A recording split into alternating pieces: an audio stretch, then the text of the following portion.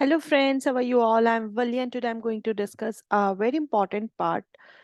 Uh, I'm going to start from the previous questions of education subject, but in the unit 4, 7 and 8. So 2021. So in the previous sessions we have completed part 1. So this unit 4, 7 and 8 belongs to teacher education, pedagogy, andragogy and assessment and technology in for education. So these are 3 units. So I have covered in the previous session some 2021 shift 2 questions. So today I'm going to start from the question. Given below are 2 statements. One is labeled as assertion A and the another one is reason R. तो आपको बताना है दोनों सही है कि नहीं है, और अगर दोनों सही है तो वो दूसरे की एक्सप्लेनेशन है कि नहीं है.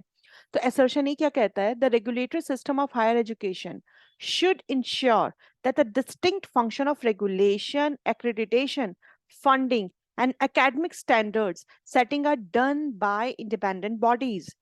दैट मीन्स जो हमारा रेगुलेटरी सिस्टम है हायर एजुकेशन का, कि वो इंश्योर करता है कि जो फंक्शंस है, फॉर एग्जांपल रेगुलेट करना, एक्रेडिटेशन प्रोवाइड करना, फंडिंग प्रोवाइड करना, एकेडमिक स्टैंडर्ड्स को मेंटेन करना, ये सब काम इंडिपेंडेंट बॉडीज करते हैं. तो ये बात बिल्कुल ठीक है कि ये सारे काम जो होते हैं अलग अलग इंडिपेंडेंट बॉडीज हैं जो ये काम करते हैं. जीएसी जो होता है जनरल एजुकेशन काउंसिल जो करता है आपका एकेडमिक स्टैंडर्ड का काम करता है, एक्रेडिटेशन का काम आपका नेक करता है, रेगुलेशन का काम national higher education education council होती है ऑफ इंडिया, वो करती है. तो इसी तरह से सबके अपने अपने काम है जो करती है. आगे इसी से रिलेटेड आपको क्वेश्चन मिलेगा, तो आपका जो डाउट होगा ना वो बिल्कुल क्लियर हो जाएगा.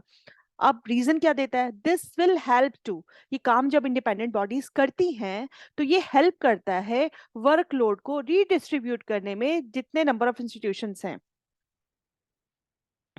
किस तरह से आप नंबर ऑफ इंस्टीट्यूशंस को इंक्रीज करते हैं, ये सब चीजें हेल्प करती है. देखिए, ये दोनों बातें तो अपने लेवल पे सही है कि रीडिस्ट्रीब्यूट होता है वर्कलोड, क्योंकि अगर सब काम इंडिपेंडेंटली अलग अलग बॉडीज करेंगी, अगर यही काम एक ही आदमी करेगा कि एक्रेडिटेशन भी प्रोवाइड करेगा, मतलब एक ही बॉडी करती है, रेगुलेशन भी एक ही बॉडी करेगी. गैस करो, अगर हम नैक की बात कर लेते हैं, नैक को एग्जांपल लेके कह देते हैं कि अगर नैक एक्रेडिटेशन भी प्रोवाइड करेगा, फंडिंग भी प्रोवाइड करेगा, एकेडमिक स्टैंडर्ड को भी मेंटेन करेगा, तो एक पे बहुत बर्डन हो जाएगा. इसी वजह से ये इंडिपेंडेंट बॉडीज बनाई गई हैं, जीएसी, एनएचईआरसी, नैक, ये सब अलग अलग लेवल पे काम करते हैं. और इससे क्या होता है कि वर्कलोड जो होता है वो रीडिस्ट्रीब्यूट हो जाता है, क्योंकि नंबर ऑफ इंस्टीट्यूशंस बहुत ज्यादा है. दोनों बातें बिल्कुल ठीक है, लेकिन दोनों के मतलब दोनों जो एक दूसरे की एक्सप्लेनेशन नहीं है.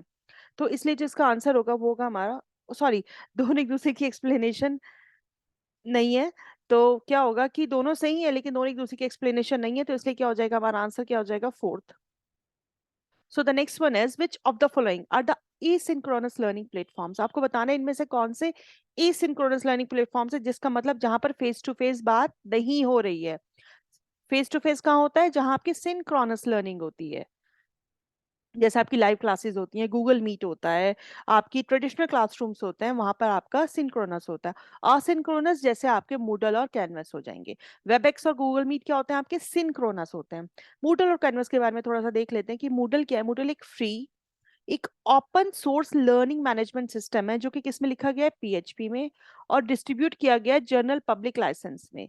जनरली हम मूडल को किस लिए यूज करते हैं? Use for the blended learning, distance education, flipped classrooms या अदर ऑनलाइन स्कीम्स में आप इसको यूज करते हैं. यूनिवर्सिटीज में, वर्क प्लेसेस पे, डिफरेंट डिफरेंट सेक्टर्स में मूडल यूज करते हैं. और ये क्रिएट किया जाता है कस्टम वेबसाइट्स को बनाने के लिए, ऑनलाइन कोर्सेज के लिए, कम्युनिटी प्लगइन्स के लिए.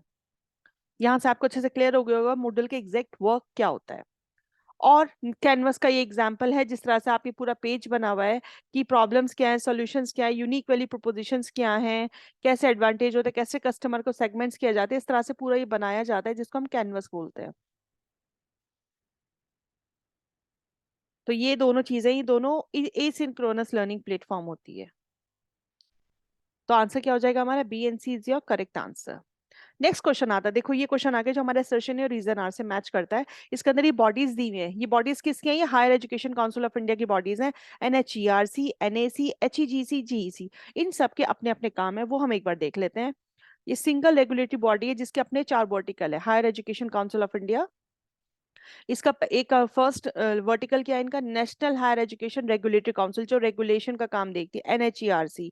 जर्नल एजुकेशन काउंसिल जो एकेडमिक्स का काम देखती है, GEC. Higher education grants council जो ग्रांट्स प्रोवाइड करती है, पैसा लाती है, फंडिंग देती है। नेशनल एक्रेडिटेशन काउंसिल जो ग्रेड्स प्रोवाइड करती है। यहाँ लिखा हुआ भी है इनके बारे में, ये क्या करती है, क्रिएट करती है, इंप्लीमेंट करती है एजुकेशन की रेगुलेशन को।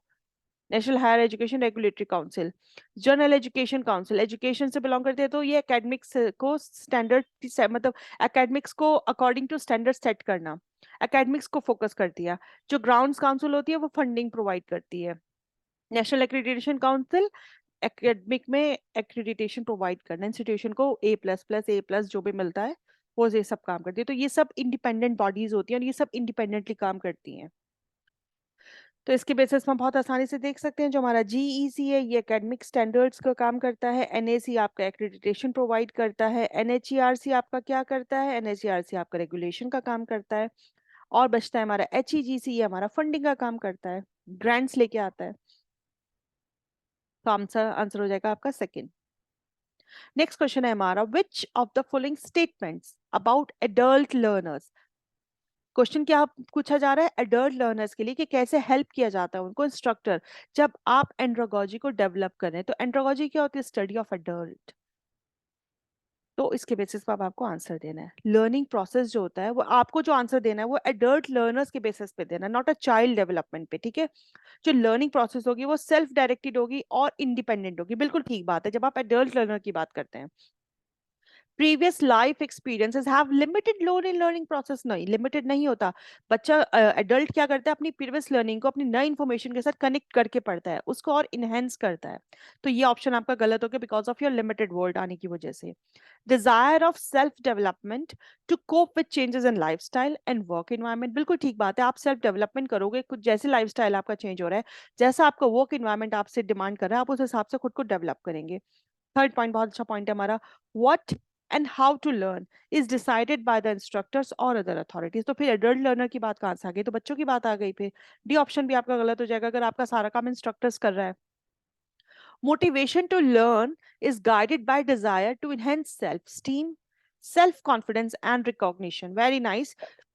की बात अगर हम एडल्ट लर्नर की करते हैं तो उसको जो मोटिवेशन मिलता है, उसको जो डिजायर मिलती है, क्योंकि एक सेल्फ स्टीम होती है, सेल्फ कॉन्फिडेंस आता है उसके अंदर, रिकॉग्निशन आता है उसके अंदर। तो ये सारे पॉइंट्स एडल्ट लर्नर से बिलोंग करते हैं। हमारे A, C and E is your correct answer. Next question है हमारा, which of the following is a mandatory requirement to receive grants from university grant commission. जब आपको यूजीसी से ग्रांट्स चाहिए होंगे तो मैंडेटरी रिक्वायरमेंट क्या होगी, कि आपका इंस्टीट्यूशन को नेक के थ्रू ग्रेड दिया जा चुका हो, accreditation by national assessment and accreditation council. तो यही इसका फर्स्ट आपका आंसर है। सबसे मैंडेटरी चीज होती है हमारी अगर आपको यूजीसी से फंडिंग चाहिए तो।